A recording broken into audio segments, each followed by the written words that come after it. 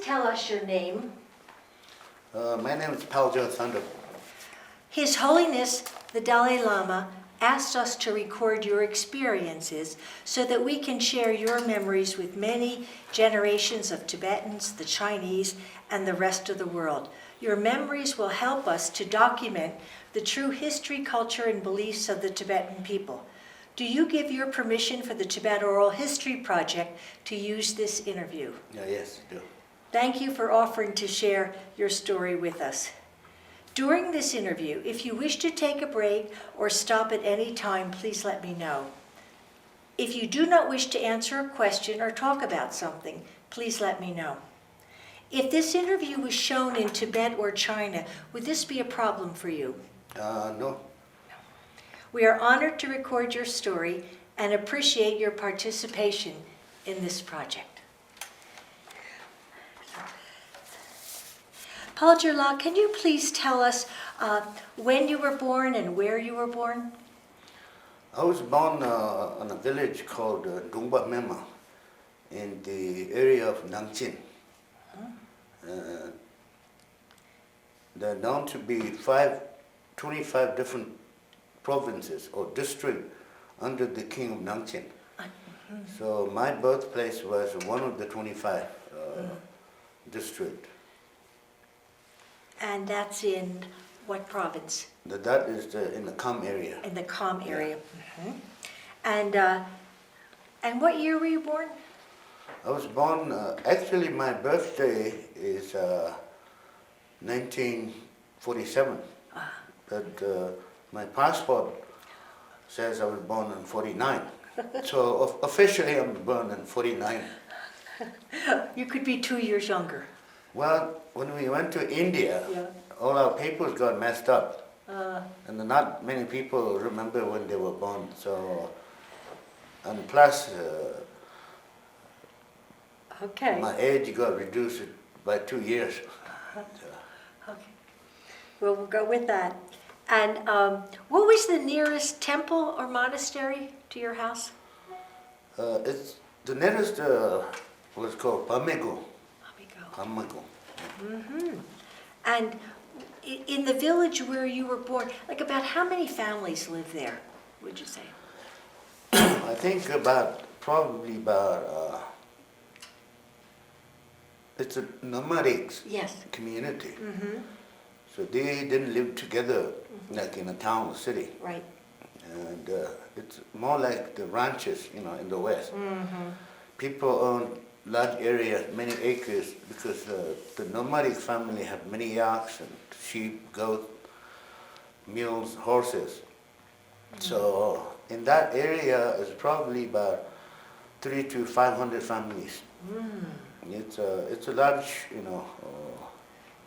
community. Large terrain. Community, yeah. Terrain. Yeah, a large swath of land. My family actually owned about 18 square miles. Wow. And how many animals did they have about? We had yaks, and actually deer. Yeah. Most people refer to yak as the animal, and people say, I had yak butter tea, which is not true, because yak is a bull. So what you get milk is the female yaks are known as deer. So my family was rather wealthy in Norman, and one of the richest families and a very powerful family. So. Had they been in that area for generations? Yeah, for many generations. Do you know how far back? Did your father ever tell you, or your parents? I'm not exactly sure, but I know as far as like 5 or 6 generations. Really? And 18 square miles. And so you had the yaks, deer, and what else? Sheep. And sheep? Goats. My family probably had about several hundred yaks, a couple thousand sheep, and a few hundred goats. Wow. About 20 or 25 horses and mules. And 3 big Tibetan Mastiff, you know. Oh, really? Tell us about them. How big are they and what are they like? They're really huge. They almost resemble to that of lions. Really? Yeah, and currently, I think early this year, when Chinese bought one Tibetan Mastiff for $1.9 million. And they're known to have some kind of blood of lion. But I think that is more mythology than, reality. than real, fact. But they're huge, and they're highly priced, and very rare species. They only exist, live in the nomadic areas. She said nomadic families have a lot of dogs to protect their animal from wolves and, Yes. and the Himalayan grizzly bears. So it's necessary to really have as many dogs to protect their animals. Right. Like if, say a man is like 6 foot tall, how high would the Mastiff be? How tall? Mastiff, I would say at least about 4 feet. Really? Yeah, it's almost like same size as an average lion, real lion. Yeah. Well, we don't have too many lions around. That's why I asked. but pretty big and very bulky. Yeah. Very bulky and very hairy on the head side. So it's almost resembling to that of a male lion. Yes, it sounds that way. Yeah. Did you have? Were you afraid of them? Did you have them as friends? No, because when you own dogs are, it's known to be man's best friend, and they're very protective of the family members. Yes. But they're very ferocious and very dangerous to strangers, and Yeah. Because in the Kham area, there are a lot of bandits, Yeah. a lot of horse thieves. Uh-huh. Kham is a very interesting place. Most of the highest Tibetan Lamas are one another time born in Kham. And many Tibetan heroes also come from Tibet, the Kham area. And the great scholars, a lot of them also happen to come from Kham area. But then horse thieves, famous notorious bandit, cutthroat, they also happen to be from Kham. So the Kham, in my book I said, Kham is a place where the good and the bad, the ugly people. It's a place where the action is happening in Tibet in the old days. In the old days. Yeah. And the energies can go in very Right. negative or very positive ways Yeah. of these And people. also Khampas are known to be warriors. I know. And they're the one who actually brought His Holiness Dalai Lama to safety all the way from Tibet Right. to India. Yes. Yeah, with the help of Khampa guerrilla fighters. And so I just was intrigued by the story of the Mastiffs. Were you able to get close to them at all as a child or a young boy? Oh yeah, I used to play with them. You used to play with them. Yeah, because they usually in daytime, Yeah. we had two kinds of dogs. One is called the loose dog, one that runs around, bark at people. Uh-huh. The main ones are usually chained to a post Uh-huh. and only released in the night to protect the animals. But if they ever come out from a post or break the chain loose, they will suddenly bite somebody to death. They're real ferocious. So that was the first kind of dog. Yeah. And the second, Yeah, the mean ones are usually chained. the mean ones are of those two Yeah, kind. yeah. Mean So or this chained. analogy to the political activities of the Chinese today. So the mean dogs are the killer and the baiting dogs. They're behind the scene, just like the Chinese. And the Chinese use Tibetans as the loose dog, the one that barks at everybody. Yeah. So Yeah. a lot of time you see in Lhasa, a lot of Tibetan government officials complaining, saying bad things about the Dalai Lama, but the Chinese And the ones who making them says that make such statement. So they're behind the other dogs. Yeah, they're behind the scenes. Behind the scenes.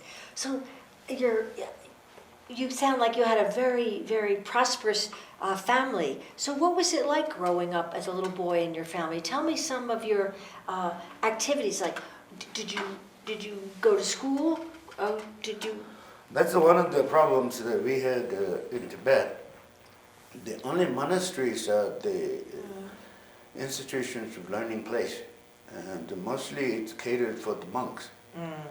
So there are not many schools in the Kham area. And my parents used to bring a tutor in summertime and taught me how to read and write in Tibetan, you know. But otherwise, as a child, nomadic family is very boring because your nearest another family may be miles away. So there's no one to play with unless you have a lot of children within the family. And how many were in your family? Paljor, how many children? I was the only child. Really? Luckily, I had another cousin brother. So two families lived in the same area of 18 square, miles. So we ended up playing together all our life. So actually, we really grew up together, and we gone through all the ups and downs of life, coming from Tibet, escaping, and we were also involved in guerrilla warfare, fight in the age of 13 till 16. So my cousin brother was the only playmate I had. So rather than that, it was for a child to live in a very isolated, remote area wasn't all that fun. No, it sounds like it was boring sometimes. Yeah, but I think when you're brought up such an environment, there's no further expectation. Yeah. So you just naturally accept whatever the condition is. So you get used to it. Yes, no idea of anything different. Yeah. And what were your parents like? Can you say a little bit about your father and your mother? Actually, we had a large family. I had 4 uncles and grand-uncle, great-grandfather. My father has 3 brothers, including himself, 4 brothers. And we were born, our family was rich, and also we call it a gempo, like a minister, next to the chief. So each of these 25 districts had a pombo, which means a leader or chieftain. So my father's position was secondary to the chieftain. Wow. Of your district? Yeah, of my district. Was he He was a character. Was he? Very dignified, very kind, but at the same time very mean. Very sort of not very jolly type. Always very determined. Most Khampas you find them very determined people, very serious people. I'm serious. And what about your mother? What was she like? My mother was actually the gem of the family. She's the home minister. She took in charge of the whole home, fed everybody. Well, my mother and my grandmother were the really bosses at home. So, you said it was, obviously, you were in a nomad family, but did you have a homestead, a place where you stayed most of the time, or did you travel with the with the as a herds? nomad, we had a winter place which has a small house. And also we had another house. One of my uncles was a monk.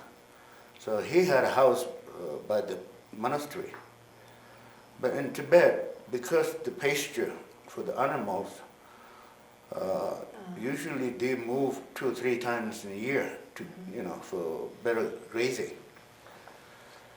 And the only place that you spend more time is the winter place, which is much lower and more warm. So that they don't graze in summertime, they save the grass for the winter. Otherwise, they keep moving around, different areas. That's interesting. So that you save the grass in the winter time. You're not grazing there. Yeah, So you can winter, have low place, and especially areas that has southern exposure for the sun. Yeah. Okay. And so you didn't have a school except when the tutor came in the summertime. Yeah. You didn't have a lot of playmates. So how did you occupy yourself as a child? What was, Actually, I hated my tutor because he was very strict. was he? He came with a pointer, little like 2 or 3 feet bamboo stick. Because my uncle taught me alphabet of Tibetan, which I memorized within a couple of days, without actually recognizing each character. So I said, I would look around somewhere else, and I said, ka, ka, ka, na. Then they figured out that I memorized without really knowing. So the pointer came. So I had to point each letter, and my uncle was more clever because instead of normal, alphabet, ABC, he would point in the middle or up and down everywhere, so to make sure that I recognize those letters. So my tutor turned the pointer into weapons of, punishment. And he would make me palms up, and he hit both with his stick. So I used to run away and join with our shepherds, people herding the animals, and then come home a little scared, But so he became a little more careful because after all, he was paid to teach me, not to punish me. Exactly. He needed to learn some kinder teaching methods. Yeah, well, I think it's sort of like when you have a monk teacher. Yeah, I know. They're in monastery. They're very well disciplined. I know. There's strict rules. So when he was brought as a tutor, he applied the same principle with monastic rules. So But it sounds like you got some protection from your family. They said not so much because this child will run yeah, away. because actually he's beating up the son of the only son in the family. Yeah. It's a big family. Yeah. Was that unusual to be an only child? Yeah, I think in my case because, well, I think it depends on the family. They probably wanted more children than one, but sometimes you can't have it. That's just Mother Nature. Nothing, yeah. So were you considered very special to your parents because you were the only son? Yeah, I was the only heir to the the family wealth and position. So if the Chinese would not have invaded Tibet, I would probably become position of my father, which is next to the chieftain. Wow. What a different turn of events your life has been. Yeah, well, the subjugation of Tibet by China has turned everything upside down. Upside down. I know. So, So when were there any sort of noteworthy changes in your childhood? What are some things that happened that you remember that began to change you, or your life experiences began to change? the most interesting part of the nomadic family was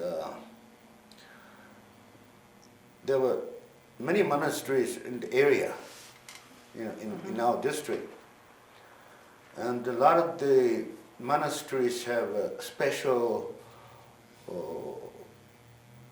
prayers that goes on for weeks. And then the most interesting part was called Cham, Lama's maskless dance. So those are the sort of really most entertaining part of the life, especially in the summertime. Uh-huh. And then also we have festivals where they do sort of horse race. People camp out for days, at least 7 days to 8, and then they race horse. And also it's almost like a fashion show also. Yeah. They bring all the jewelries and every district they collect all the jewelries, and then they pick the most handsome guys and beautiful girls, and they decorate with all this ornament from the whole village. Wow. So those were the most fun part of the life. It almost sounds like a cultural beauty contest. Yeah, it is a cultural beauty contest. Really? So the horse race is only just part of the show. But that's when they compete, the clothing, jewelry, and the ornament, and the weapons, the rifles and swords, everything was actually for show. Yeah, it must have been beautiful. Including the tent. Really? They have a very beautiful decorated tent. Uh-huh. It sounds like a peaceful time. I mean... Oh yeah. Yeah, until the Chinese screwed everything in Tibet. Tibet was one of the most peaceful, country in the world. When you...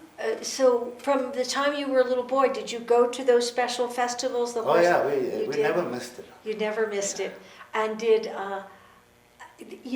when you said they would pick the most handsome man and most beautiful woman, would the village dress them up to be a representation, or was it just... Yeah, they're like beauty pigeons from every village. Is that right? And did they pick a winner or something? No, really. There's no winner. Just everybody looked beautiful. Yeah, everybody looks beautiful because when you're competing, picking a winner, then it creates problem of jealousy and and losers and winners. Yeah, it was just looking. This is more like a nature of marathon rather than race. Yeah, it sounds beautiful. And what were some of your favorite memories of those festivals? Like, did you like the horse racing or the costumes? What did you enjoy? I enjoyed mostly the horse race in which people shoot targets while the horse is running really full speed. Yeah.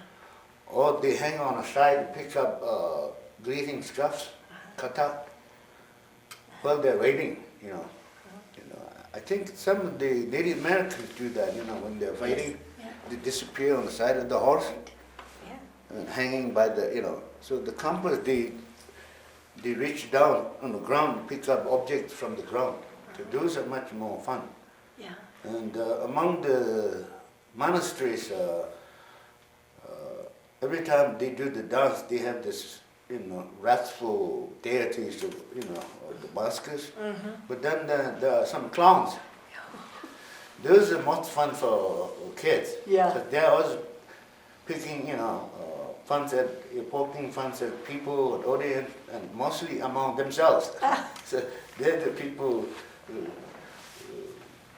who make laugh. They made you laugh, yeah. Yeah. Because you grew up in a nomad family, were you ever allowed to ride or participate in any of the races? I wasn't big enough to ride those fast horses. Yeah. It's rather dangerous too. Yeah, they are. Yeah. Very much. So you were still quite young at that time. Yeah, but we did our own, not officially, but without the saddles.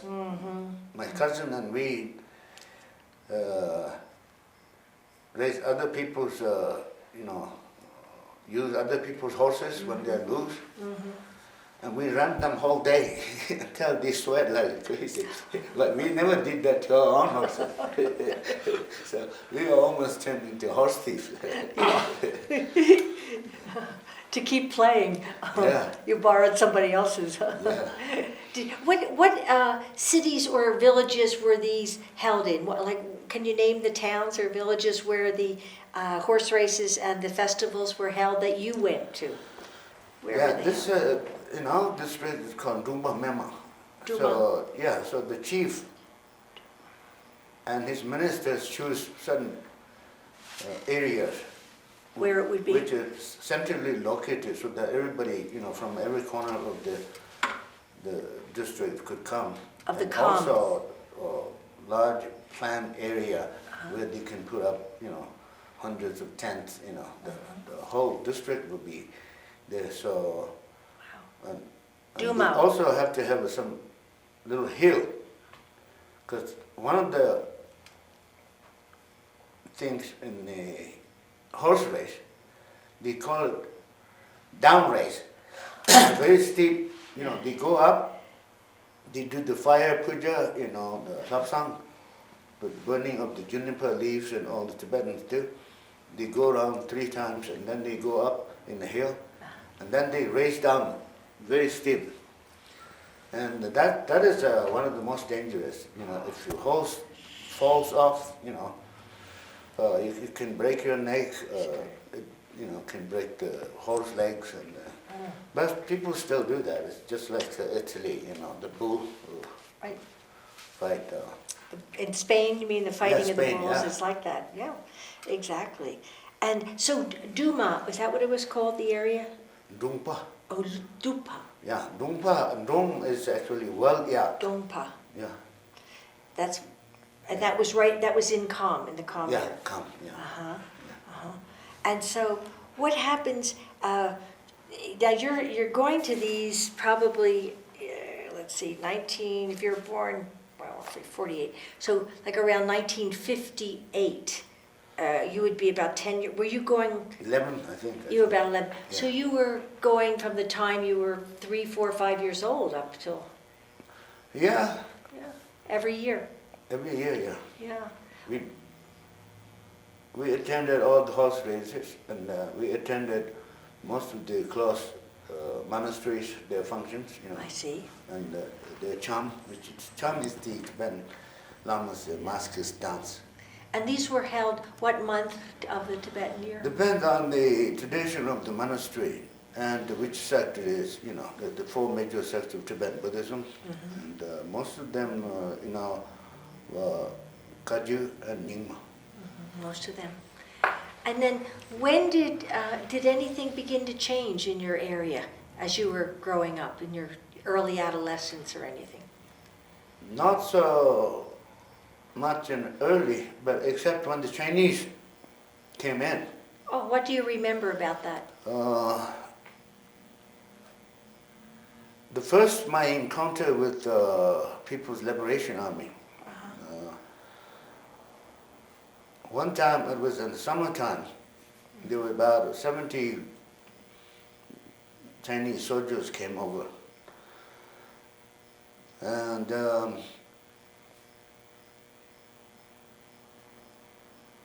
we had never seen Chinese before, except some Muslim Chinese business people who used to sell clothing and candies and sugars and tea, etc.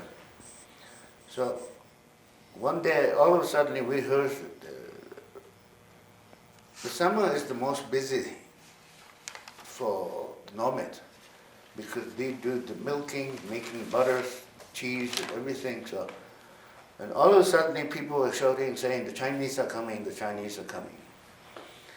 And one of our mastiffs got loose. So he bit 7 or 8 Chinese. Then one of my uncle got hold of the dog. Then Chinese turned around trying to shoot the dog after the fact. And my father pulled out his handgun at the Chinese. And then they kind of cooled off. At the time, the Chinese were very nice because Mao himself has instructed not to even take a grain of rice from, without paying for it. So those were the days that they were trying to, pay for everything and be nice and not, So ever since, but they got worse and worse. But in the beginning, they strictly followed Mao's instructions. So my great-grandfather, who was around about over 80. We heard this rumor the Chinese were eating the old people and the little kids. And during the Great Leap in China and the revolution, millions of Chinese, died of starvation. Yeah. So with that rumor, we heard that they start eating the old people and the children who are not very energetic to work, make living. So I was hiding behind my great-grandfather. So my grandfather, he went out and brought a long sword. He put it on his side. Then he got up again, brought an axe. He also put that on the side. So we stayed, and the Chinese came, very friendly, and my mother gave them some tea, and then yogurt, and with what we call troma, which is wild, small, sweet potatoes. First they hesitated because that looks like a little worms, Yeah. And then when they found out it was a sweet potato, they enjoyed it. So they drink milk and yogurt. And they stayed overnight. They made their own food. They made noodles, and my father gave them one sheep to be butchered. So with that meat, they made a big, big pot of noodles. And they gave me a lot of candies. They gave my father a couple of bottles of whiskey, Chinese. And then for the family, they brought a lot of posters of Mao and most of the Chinese leaders, group pictures. So that was their propaganda to introduce to the Tibetans who the leaders were. Besides Mao, one of the most famous posters was Mao swimming in the lake or something. So that was Mao's brainwashing, how common he was, So later we found out we were not on the menu for the dinner. So I came out from hiding. And my great-grandfather finally relaxed. And then later I asked him why he didn't bring the axe. Yeah. He said since he was so old, the sword may not be, very efficient. But he said that with the axe, he just dropped it, He was very brave. He was a very famous Khampa warrior in his own right at the time, when he was young. Yeah. So but the axe he could use if he needed to. Yeah, so he thought that the axe was a better weapon than the sword. So did they, once you gave them the sheep and they made soup and all that, did they leave? Yeah, and then they paid for everything. Yeah. And then what happened? And then they left the next day. They did? Yeah. So that was kind of nice encounter. And you would have been But then, ever since, the Chinese got worse and worse, and they become more rude, more, impolite. Right. But that first time you saw them, what would you say? How old do you think you were about? Maybe 4 or 5. Really? Yeah. And you have a strong memory of that. Oh yeah. So when's the next time that, or what happens next in your life that stands out as significant? Significant in terms of Your China relation or Tibet? or your own life, just your own life. Can be either. Well, I don't particularly recall anything more significant than that. Yeah. And then what? Until the Chinese came, and then Tell me about that. They started treating Tibetans as if like they're showing they have the power in their hand. How and they start interfering the local laws of the land. But what I'm interested in, because that is a well-known history, but what the thing that no one knows is what you saw with your own eyes. So can you try to remember how you saw the Chinese taking away the land, or what you saw, or remember, just from your own experiences. If you don't remember it, you don't remember. But I'm trying to get like first-hand accounts of what an individual like yourself might have experienced when the Chinese came in, not so much a general history. Do you understand the difference? Yeah, I think the most botherism was the Chinese were began to introduce communal system, which means that individual families never owned anything, and they were trying to turn it into, common properties. Right. So they will say, you will no longer be the owner. Did they say that to your father? Yeah, they were saying that they're going to introduce a system that everything belongs to everybody equally. But you were only a little boy. Did you understand that? I wasn't really that much concerned. You weren't that concerned? No. Yeah. You didn't know what it meant? Yeah. No. Well, you did your... I was more interested in having fun and playing as a kid than worrying about what Chinese might do and may not do. Exactly. Yeah. So when did you begin to get scared? Well, there was one time whole Chinese, that was just before we left Kham. There was a whole garrison of army, along with some of the chieftains from other districts, came to our place. Mm-hmm. They camped there overnight. Mm-hmm. And then we heard that some of our people, our relatives, had a clash with another district people, with some Chinese people, army. Mm-hmm. And they killed two people from the other district, and one Chinese.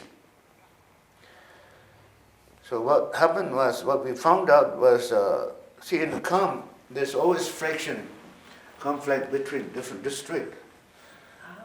And people, Friction fight. between the different districts. Right. Just normal friction every day. Yeah. So Calm fighter friction. yeah, they're always fighting. Uh-huh. And, sometimes it's caused by bad marriage between two, Yeah. or sometimes it's caused by horse thieves. Uh-huh. They steal horse from one district and then they pull the trucks, Yeah. and then they steal more horses from here as a revenge, and then gunfire, killing people, and Yeah. then things get worse. So it turned out these people were coming to our territory with horse people, with the rifles and guns, and the Chinese and the other people from another district.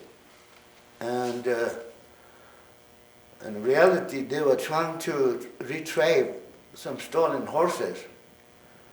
So those horses were stolen by another district, but they took it in our territory and then went the other side. So it may look like that our people stole those horses. Yeah. So these Chinese soldiers, as well as the other Khampas, following the horse, Yeah. footprints, Yeah. leading up to our territory. So we always have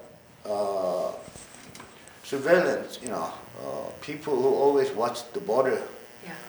see if anything is coming from other district. So they saw a lot of horse people with the rifles and guns, and they alerted our people. So in Tibet, if you see a number of horse people with the guns, normally it's taken to be enemy, Of course. So they attacked them at night and killing some Chinese as well as some others. So the Chinese sent all these soldiers to arrest those people, and most of them are relatives from our village. Oh my. But they actually lied. They said that these people will have to go to a town called Tatur, where the major Chinese army base was. So there they established a military justice system in the military court. So they said that they will decide the fate of these, people. Because they had killed Chinese soldiers. Yeah, And because they thought that they were they were bandits. or they were horse thieves. They were attackers from another district. From another district. Yeah, because our village or district at the time were fighting many other districts. They were. Yeah, in the Kham area, it's like the old Wild West. It is. This is Kham, is Wild East. There's always gunfight. Always friction. But what I lost the point was when they shot the Chinese soldiers, were the Chinese just riding by themselves with guns? Was there a reason why they were coming? Yeah, they were retrieving the horses. Okay, the Chinese were retrieving the horses. Yeah, and the horse tracks followed to our territory. But why were the Chinese going after the horse thieves? Yeah, because why? the horses belong to the Chinese army. Oh, they belonged to the Chinese army. Yeah. They didn't belong to another Khampa district. No, They were. but they brought some of these other districts' people to make more people, fighting people. I see. They brought some. They were going to help the Chinese retrieve Right. the horses. Right. And that. Because they knew the land much better than the Chinese. Of course. Yeah. And but the horse thieves went through your Territory, and then Oh my God. they went to other places. Yeah, See, yeah. suppose this is our territory. Yeah. And this is another district where the horse was Yeah. stolen. Yeah. And these guys lived over here. Yeah. So what they did is instead of going like this, which will lead the horse tracks right into their territory. Yeah. So instead they went through our place and went. Oh Jesus. So it made it look like we stole the horses. Uh-huh. So when your people from your district saw men coming Yeah. with guns, they just went to protect themselves. Yeah. They didn't know what Yeah, was so going they, on. They took them as approaching of enemies I see. to invade us. I understand now. And then so they shot and some Chinese were killed. Yeah, they attacked, ambushed them at night and killed 2 Chinese and 2 people from the other district. Okay. And at the time, Chinese surrendered because they were outnumbered, outgunned by our people. Uh-huh. So later, more Chinese came to arrest these people and saying that the matter could be resolved within few days and that there would be some, compensation for the loss of life as well as replacement of stolen horses. But later we found out who stole the horses, so there was no blame for us for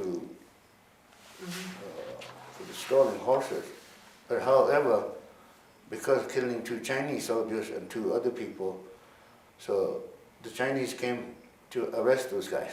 Uh-huh. And by lying, saying that it will only take a few days to settle the case and pay compensation. But actually, they took them to town called Zatu, and then Cheku, where that big earthquake took Oh, yeah. place. Yeah.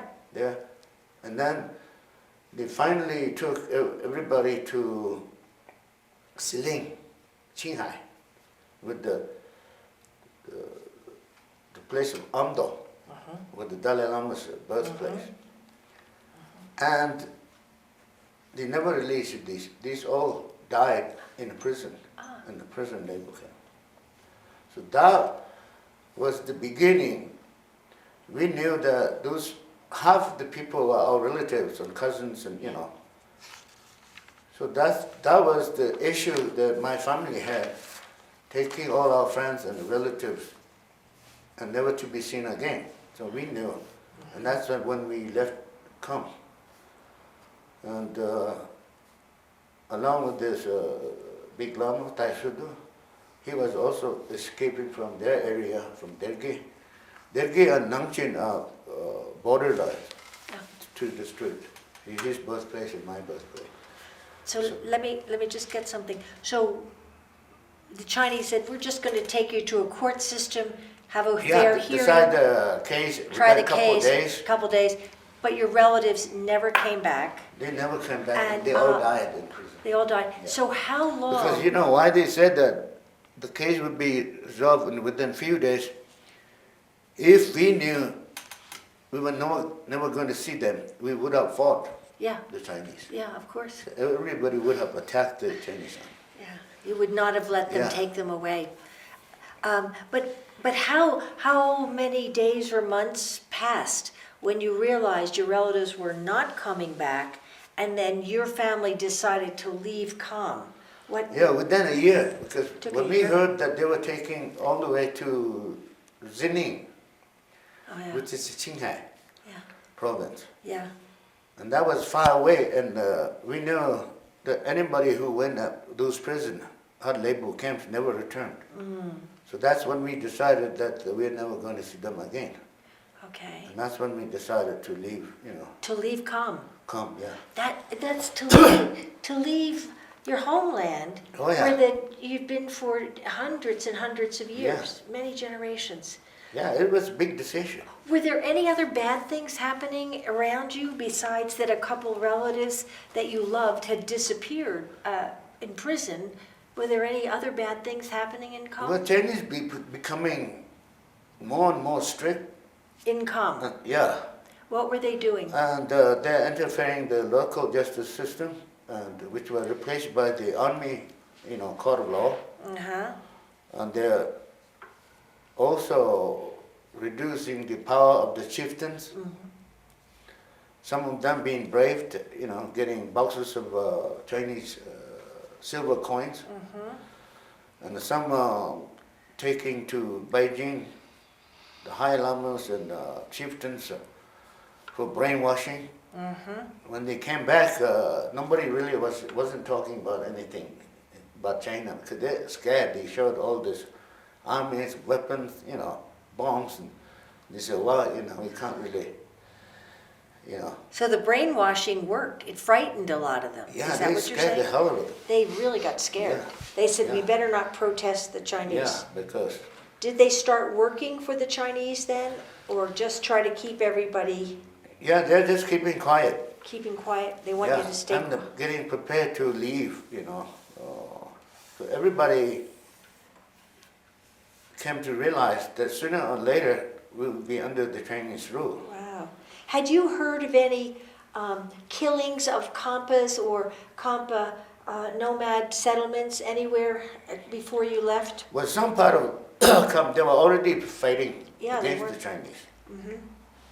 So your family heard that? Yeah, so we heard news that there was a fraction between the Khampas and the Chinese. In where? In Did the- you hear in the Kham where? area. In the That's Kham area? More close to Chinese borders. Right. Yeah. Uh-huh. See, they started the invasion of Chinese in eastern part soon after Mao gained the communist, Right. in China. So they started invading eastern part of Tibet in 1949. Right. So we left 57 in Kham area. So in between those 12 years, we knew that the Chinese were destroying monasteries and killing Khampas, I understand that you knew that, but did anything happen in your own family? Was anything, was there any danger to your father, your mother, to the monastery near you? You know what I'm saying? You knew out there something was happening, but did anything happen? Yeah, to us personally, Yeah, the arrest of our relatives, was the big, that was the number one factor, that was number one. which led to our escape, or leaving our hometowns of 18 acres, square miles, and so that was a decision, because we were totally convinced that the Chinese were up there to get us. Yeah. Sooner or later. So Yeah. there was no not much hope, except the fear. That you would be Yeah, targeted. sooner or later we would be part of, Republic of China, People's Republic of China, not as a Tibet Right. independent. Was there, before you traveled to Lhasa, because that's where you went, right, to Lhasa, Yeah. your family? Before you left, was there any shooting or killing right in your area, or any, We escaped, I remember the day we left, we had this huge tent made of yak hair. And from our winter area, we moved to our summer area when it was not the time. Because our winter area is a major travel route. From Kham, they go through our property to go for pilgrimage to Lhasa or Mountain Kailash. So that was to avoid people seeing us. So when we moved to the summer place, a couple of months earlier. So one day I saw my parents and my uncles, they were cutting the yak tent and turning it into smaller and 2 pieces, right, so that 2 pieces can be carried by yak. yes. So then I knew my father and my cousin's father, he was also, one of the ministers. And my uncle, 2 uncles, they were always having conversations behind the wall, away from the family members. So me and cousin, we used to listen to them. They would tell us not to tell anybody, which we didn't. Yeah. So we heard that they were planning to escape. So they were discussing which route, to go to avoid the Chinese, because once we leave that area, because our families are well known, and the Chinese may, follow us. So they moved to the summer area, reduced the size of the yak tents, and they had another bar as the tent. And then I had a half brother, and they called my half brother and his mother and left the weaker animals with them to take care, because we were to travel all the way to Lhasa, which is far, great distance. So one night, when it was getting dark, so they loaded up all the yaks and mules, and we took off. We traveled the whole night. In the morning, they came as if another, they put up all the tents. It looks like we had been in that area like forever. So there were no, so that happened to be not the travel route.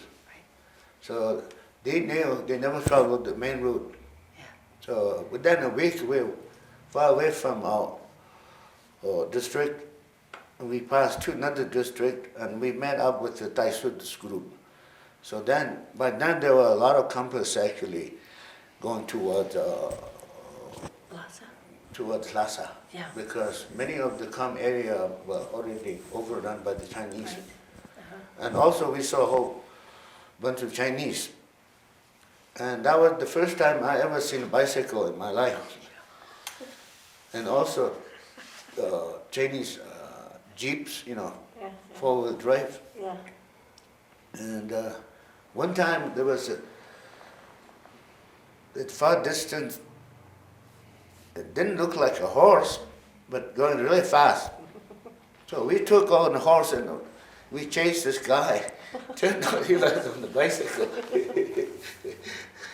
He got scared because we were coming after. He thought we were bandits, and he pulled out a little handgun, We said, "Muyo, muyo," enemy. So then he figured out that we were village kids who'd never seen bicycles. We were not a threat to him. And then all of a sudden, there were Chinese camps making route from Kham to Lhasa. That was in preparation for the invasion. But they were saying, we're here to help you. Yeah. We will build airports and major routes. So that's when we start seeing all these little jeeps.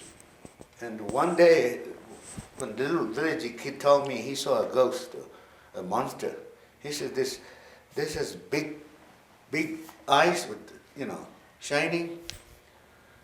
And often made a big noise. And he was actually saying this creature is farting with a bad smell, actually exhaust pipe gas. I said, the way he described was like a huge monster. But sooner when we saw these army jeeps and trucks, he said there was the parents and the kids going one after another. So these are the small jeeps and the military trucks. And he thought those were little monsters. So that was the first time we saw it. The modern. So how long did it? You were moving. How many were in your group that were moving when you started out? How many? Just you? There were almost like 200 or 300 people. The Thai Sutta has a large group. When he left, there were many disciples who also want to follow him. So when you were taking your tent apart and breaking it smaller, the ba, Yeah. and you were breaking it, were you with 200 other people? Yeah, each one had their own. Had their tent. own thing? Yeah. But mostly, most people had a canvas tent. Tents, right. Later, Yeah. because we were nomad, and usually ba is a lot warmer, Uh-huh. and more heavier. Yeah, and heavier to carry. I want to go back and get the name, please, of was it the Lama who joined your group? Who was Thai it? Sutta. T-A-I, and the second S-I-T-O. Sutta, what? You. You. Yeah. Thai Sutu. Yeah. And what was his monastery? Which one? His monastery is in his district called Parpung. Parpung. Bar. P-A-R? P-A-L. Palpung. Oh, P-A-L. Palpung. P-U-N? Yeah. P-U-N-G. Oh, B-U-N-G. Boom. Palpung. Okay. He's one of the 4 highest lamas in the Kagyu lineage. And they're the 4 next to Karmapa. See, Karmapa is the head of the Karma Kagyu. See, there's many different Kagyus, but it's Karma Kagyu. So And this was the 16th Karmapa. Now the one we have in Dharamsala is the 17th Karmapa. Yes. So this Thai Sita was the highest. Yeah, he's one of the 4 highest next to the Karmapa. Okay. Yeah, Thank you. In the Karma Kagyu lineage.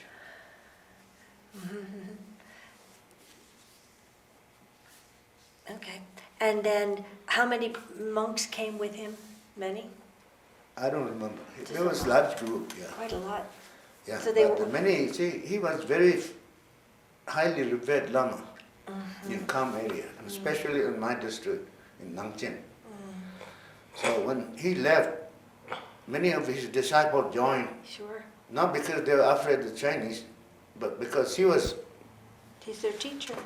a teacher and he's leaving his monastery. So people assumed that something is bad going to happen, and they couldn't give up the separation Right. from, his disciple, that of his, their teacher. Yes, they didn't want to lose Yeah, right, his guidance. right.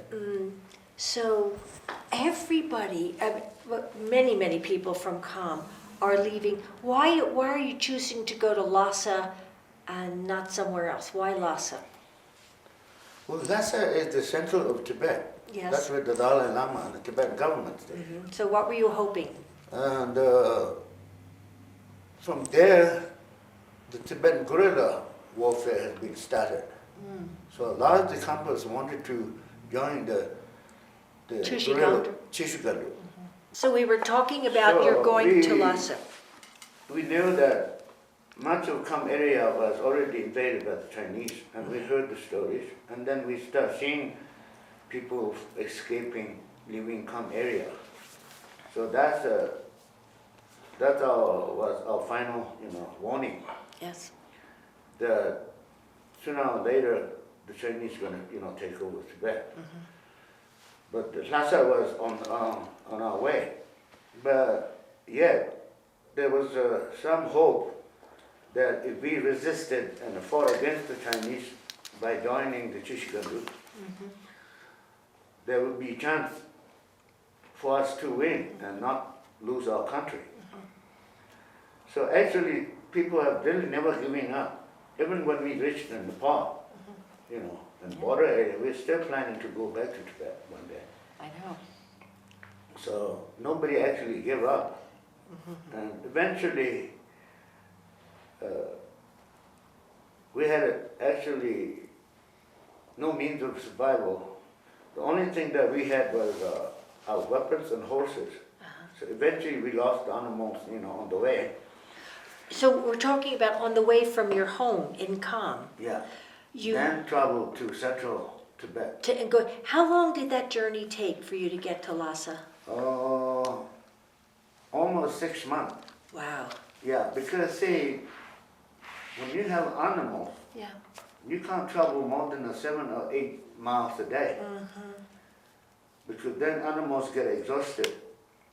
So we traveled we started really early morning, like 4 o'clock. And then we camped by 12. So that was to save the animals for grazing and also resting. Right. So we moved very slowly. And no Chinese soldiers or military were stopping you or attacking At the you? time, because a lot of the Kham area people are already leaving, so it was a custom also to go to Lhasa for pilgrimage, to see the. Yeah. So they couldn't tell whether we are escaping or we are going for pilgrimage or or just traveling. And so it really took 6 months. And so were your animals able to survive the journey into to Lhasa? To Lhasa, yeah. Yeah, to Lhasa. And what happened when you got to Lhasa? Excuse me, and let's get the age. What age were you at this point? How old? I think I was like 12 or 12 and a half. 12 and a half, okay. And so you get to Lhasa. What is your first experience of seeing Lhasa? So Lhasa was the biggest city I ever seen. They were so crowded, and the potala was so huge. As a kid, Yeah. 13, 14, I don't remember. So our vision of Lhasa and the potala was like a whole huge nomadic area. We don't see that many houses, people. But at the time, because the population of Lhasa has been increased by the compass and pilgrims, and also it was the time when Lhasa had this big prayer festival, Monlam.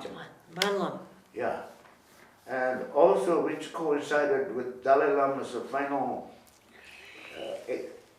examination. You arrived just in time Yeah, for that? I saw that. You saw it? Yeah, I was watching from one building from the roof, and Dalai Lama was doing, the debating. Wow. And then Chishigandu was also in Lhasa.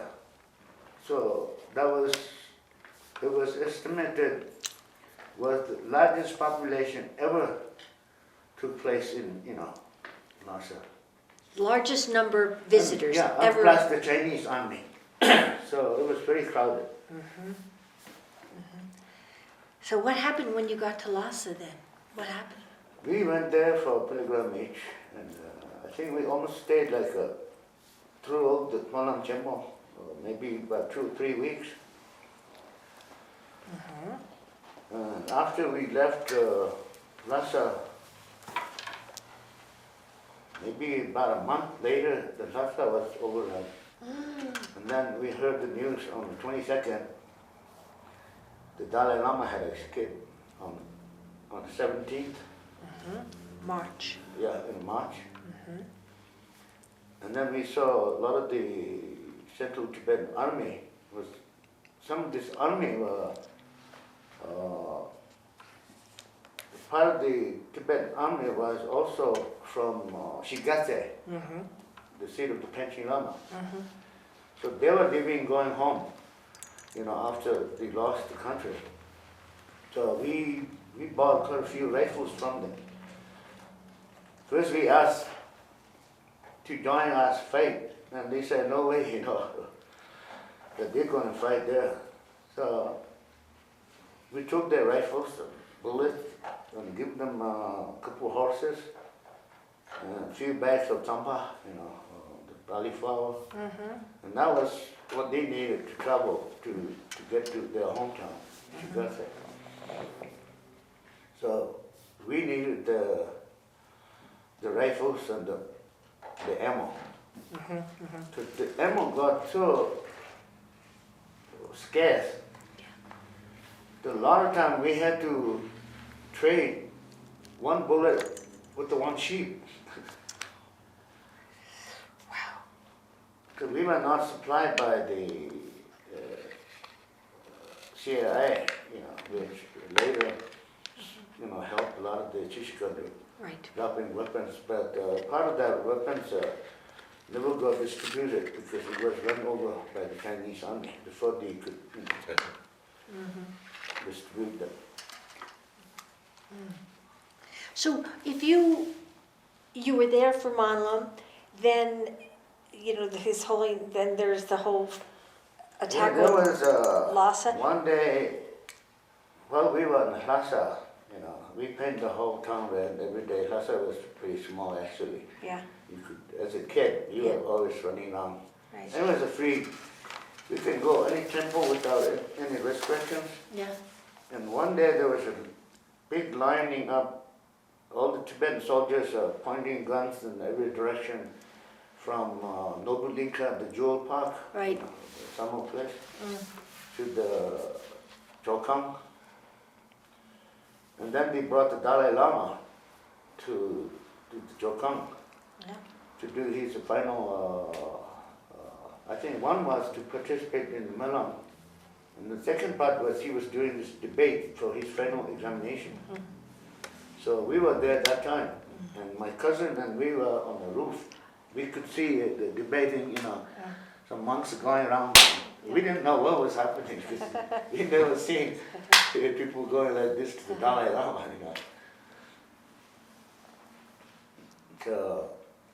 So that was the most interesting part. But then there were too many Chinese. Yeah, yeah. And so it was kind of scary, because not as a child at our age, we didn't know what to make of the Chinese.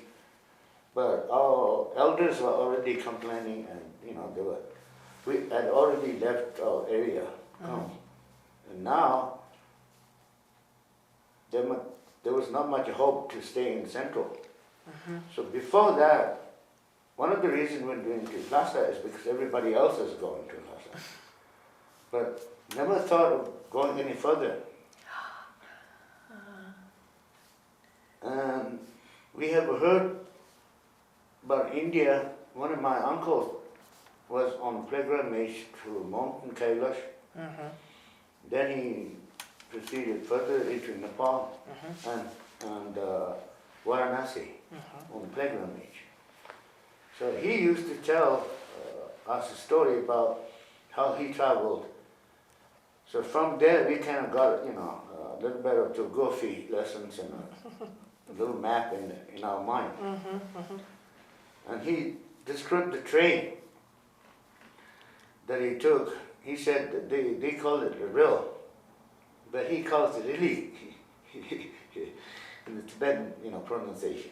He said the really looks like in the distance, he said it looks like a snake. In the close up, it's the whole town one house touched to another.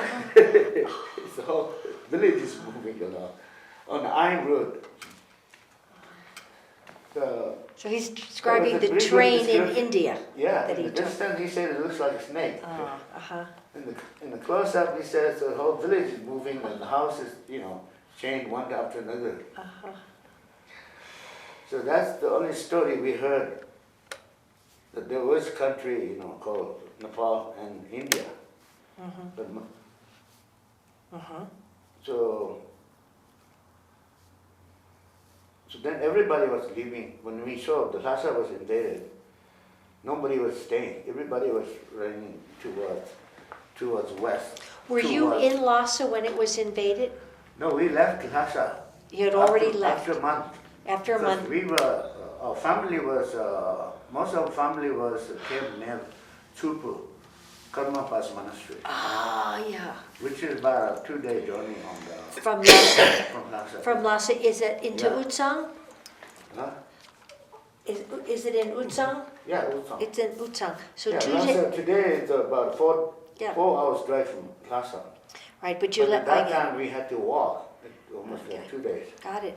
So you left Lhasa after 2 months and you went. Tsupu.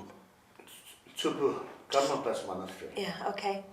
And from there we learned a lot of people escaping and said the Dalai Lama had already left on March 17th.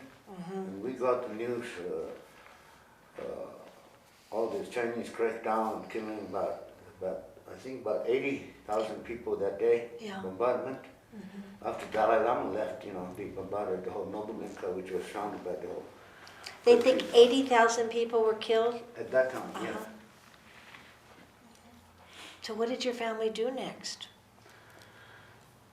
At Tubu, most campers are there to see Karmapa for his divination. But Karmapa wasn't doing any divination in the fear of the Chinese. Because, and he also left the same day that His Holiness the Dalai Lama left, and died with all these lamas. Instead, Karmapa, he would give his famous, black pills. He would send all the campers to hermit, a yogi who is always meditating in the cave, Chuang Tsamba, Chuang Rinpoche. And he was very well known for his divination. So my father and my cousins, and we followed them. They went to see this yogi for his divination. And he said something funny that we had to figure out what he actually What he said. said. Because they don't. They're straightforward. They said, they say Rangun Jambatan, Shilu Tagwetani, So he said, in the question whether it is better to stay somewhere in the central or just keep going as far as we could, In answering, he said, what would be the difference between the wild yaks roaming in the mountains, on the snow mountains of Himalayas, than sheep lined up to be butchered? So our parents, they interpreted this statement as the wild yaks roaming freely in the mountains, of course, far better, safer than sheep to be butchered, lined up to be butchered. So we choose to be the wild yak. But ultimately, it all came down to about the same. See, there are only 2 survivors, Yeah. me and my cousin brother. Everybody else in my family, and his family got killed.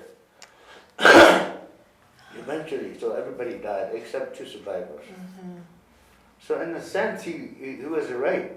even though, well, yes, you know. Yeah. So in other words, I think he was saying, die here sooner or die somewhere else later. What would be the difference? So the world yacht wasn't as safe as safer than the sheep to be butchered. So what did your family do? So we decided to leave. So we headed towards Nepal. And it almost took more than a year to get there. Yeah. Why so long? Well, as I told you, you can't travel more than 4 hours a day. Were you still bringing your animals with Yeah, you? we were mostly on horses.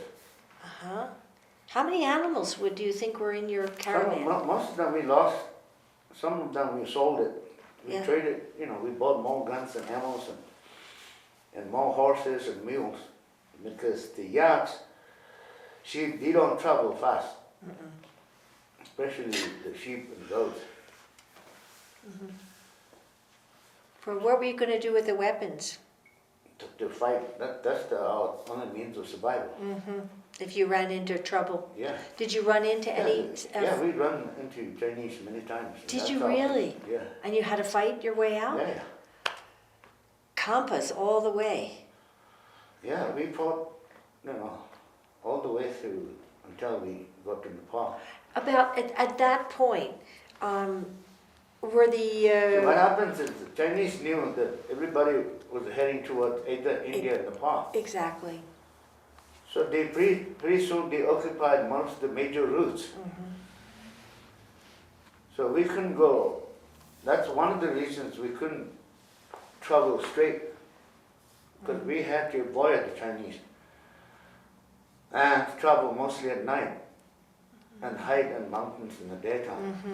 So that also delayed our, Right. Exactly. journey. And about how many people would you estimate were in your group at that point? A couple hundred, but there were a lot of other campers Yeah. also heading toward the same. Right.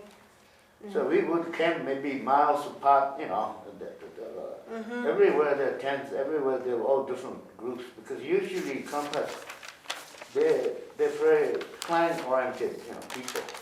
They always hang around with their own village people, so they feel safer. And then some join together. Then there was two schools of thought. One saying that it's safer to travel with a large group, more guns and more, people. Others said no, that's easier for the Chinese to spot, smaller is safer.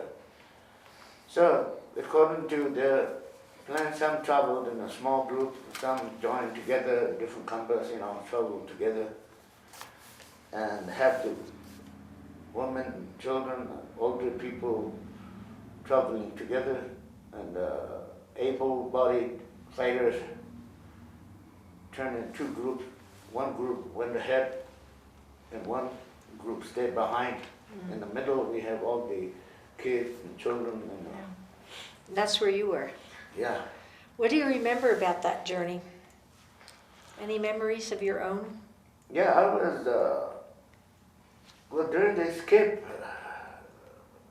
the whole Chinese invasion made it, and encounters on the way made my life grew faster. Yeah. So I lost my innocence as a child. Yes. I was forced to grow fast. And by the time I was age of 13, I was already fighter. I fought many battles with the Chinese. Did you? Yeah. Can you tell me about one of them?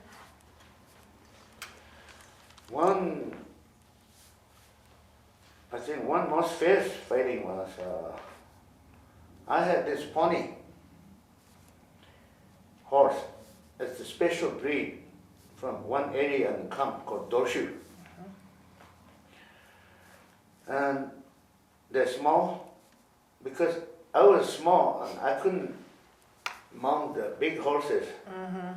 I had to find a rock or stepping stone or something But for this little guy, the horse, I can jump it over. Uh-huh. And that horse got stolen one night. So most of my family moved as we were escaping. So my father and two of my uncles, myself, four, and then two brothers from another family. There are 6 of us. We went to retrieve my horse, and there was another village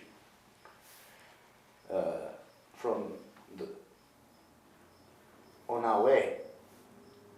So this is well past central Tibet. And they didn't know much about Chinese, and they were not planning to, run away. And they're nomadic, they have a lot of livestock, and but they didn't like the compass either. So we went directly to their chief and told him that his men were responsible for my horse.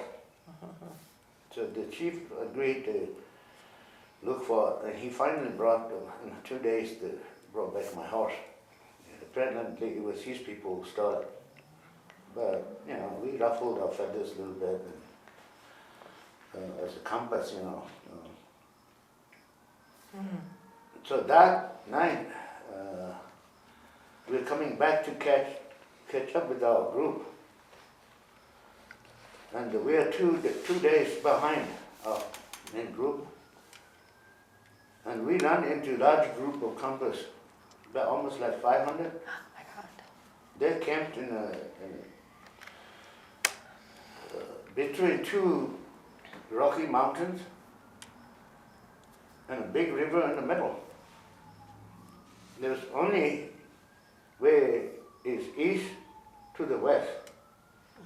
There's no other way, And my father was, by nature, he was like a trained guerrilla fighter, He's always very observant about area. He says, this is a very dangerous area.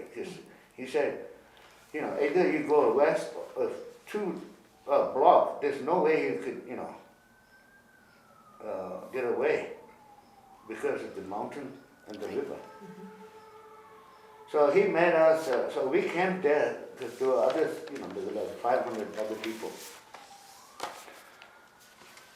And he made us sleep without, untying our chubas, built. So we kept our weapons ready and slept just like this. Yeah. Around, I think like 1 or 2 o'clock in the morning, there was all this commotion going and screaming, and all of a sudden there was this big, what do you call it, flashlight. These are called, not flashlight. Glares, they're Yeah, glare. glare. Yeah. It's a flare. Flares, flashes, flares. Yeah, they were shooting flares in the sky, followed by machine guns. Oh. And both sides were blocked.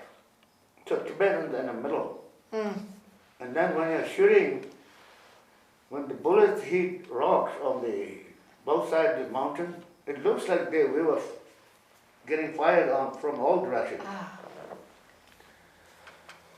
And then the animals are usually tied down by a rope, short rope, which in turn tie into long rope. So one long rope may hold like 10 or 15 yaks, Right. or a couple horses. So a lot of people, elders and kids, actually stampeded by animals caught on the rope. Oh, stampeded. Yeah, and people didn't know where to run. So 6 of us got on our horse after firing a few shots, but we didn't know where to fire.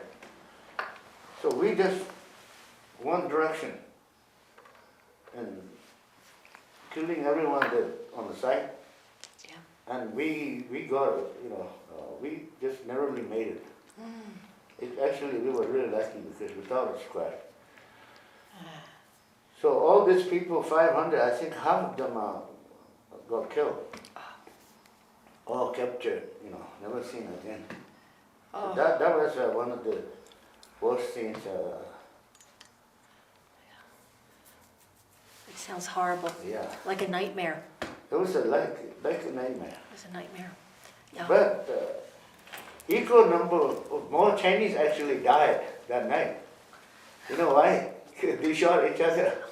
They were firing from indiscriminately from both sides, Tibetans in the middle, and the bullet just went right over to each other.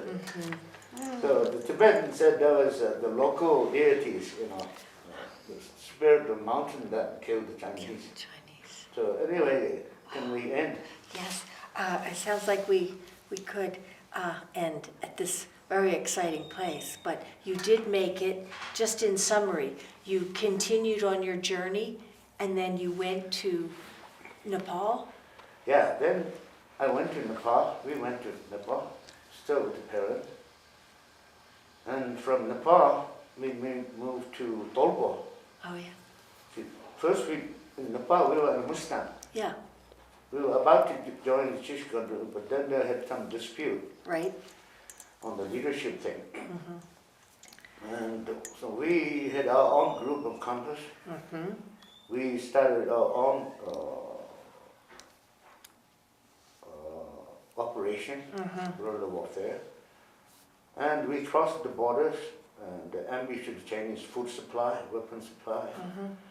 And that was also our means of survival, because we had to steal animals, food supply from the Chinese supply. Right.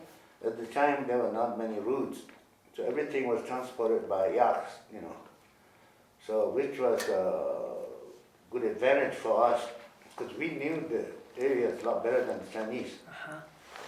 So we would go behind enemy line and cut out their food supply and bring to our camps.